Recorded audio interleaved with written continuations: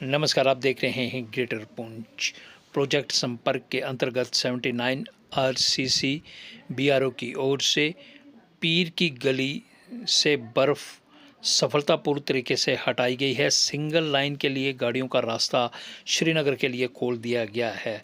जगह जगह पर हो रही लैंडस्लाइड को देखते हुए तमाम यात्रियों से ये अपील की जाती है कि वो यात्रा के दौरान सतर्क रहें और अपनी जान को जोखिम में ना डालें। और आम जनता से भी बीआरओ की ओर से ये अपील की गई है वो किसी तरह के मनोरंजन या सैर सपाटे के लिए पीर की गली का रुख ना करें। और जानकारी के लिए ये देखते हैं इस पर ग्रेटर पुंछ के नुमाइंदे की ये रिपोर्ट।